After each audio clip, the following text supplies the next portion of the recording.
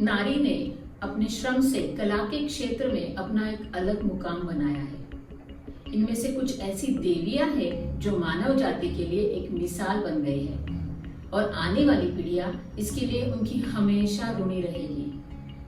उन्होंने दुनिया को दिखाया कि समाज एवं समाज के बंधन उनके हाथों का महज एक रंग और कागज है। आज हम एक ऐसे ही हस्ती के बारे में जानेंगे, भूरी बाई, एक भिल्ल समुदाय की आर्टिस्ट जिनके कार्य से हमें यह सीख मिलती है कि जीवन में दूसरों का विश्लेषण करने से पहले अपना विश्लेषण कीजिए। खुद को एक सब्जेक्ट बनाकर उस पर रिसर्च कीजिए और फिर जब आप जीवन के कैनवस पर अपने अस्तित्व का चित्रण करेंगे तो आप पाएंगे कि आप उस राय से कहीं ज्यादा बेहतर है जो दूसरे आपके बारे में बनाते हैं। इसीलिए हौसलों का ब्रश उठाइए और अपने नए निर्माण की शुरुआत कीजिए। आपको सफल होने से कोई नहीं रोक पाएगा। Bhuri Bai is the first tribal woman artist who dared to take the traditional Pithora paintings beyond the walls of the hut in her village. Pithora paintings means ritualistic paintings. Bhuri Bai का जन्म पिटोल गांव में हुआ। यह गांव मध्य प्रदेश और गुजरात की सीमा पर स्थित है।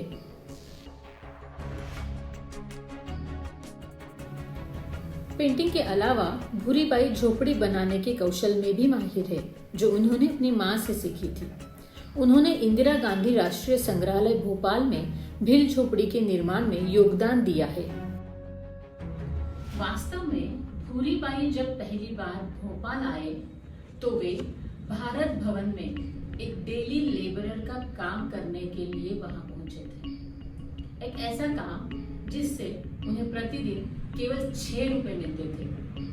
यहीं पर उनकी पहली मुलाकात जगदीश स्वामीनाथन से हुई, जिन्हें जे स्वामीनाथन भी बोला करते हैं। जे स्वामीनाथन एक ऐसे पेंटर है जिन्होंने भारत भवन के आर्ट का काम किया हुआ है, जिन्होंने भूरी बाई की प्रतिभा को देखा और उन्हें पेंटिंग के लिए प्रोत्साहित किया। उन्होंने भूरी बाई को एक्रेलिक कलर और पेपर यूज करके पेंटिंग करने के लिए प्रोत्साहन दिया था। उसके पहले भूरी बाई अन्य सहयोगियों की तरह बस वॉल पेंटिंग किया करते थे और यहीं से शुरुआत हुई भूरी बाई की पेंटिंग की तरफ की कहानी। Bhil art is considered to be the oldest of India's tribal art forms. It bears similarity to the Aboriginal art of Australia, especially in its use of multicolored dots as in feeling. Her typical colorful canvases usually depicts mythological themes and man-animal interactions, although later works have incorporated modern elements like airplanes and cell phones.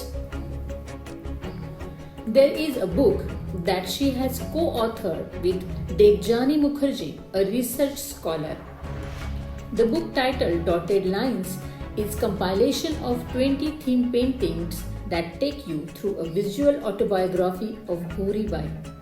It is a learning about the traditional Pithora art that hides a tale of empowerment, illustrates a unique culture, and reveals how art can both be saved and be a savior.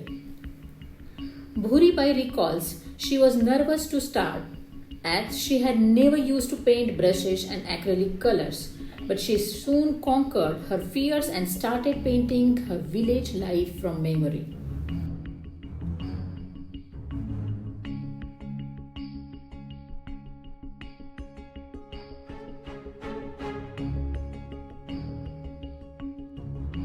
The bright colors of her village festivities, the scenes of her daily life, village architecture, and the forest, traditional attires and ornaments and dances are the subjects of Bhuri Bai's paintings. Soon she began incorporating elements of urban and industrial life and painted everything she saw around her. And her contemporary themes converted the traditional and ritualistic Bhil Pithora paintings into contemporary Bhil art. Bhuri Bai has won many awards, including the highest state honor accorded to artists by the Madhya Pradesh government, the Sikhar Sanman.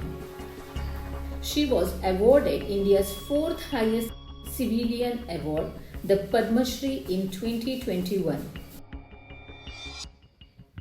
Bhuribai के इस कार्य के योगदान का भारत देश को हमेशा अभिमान रहेगा।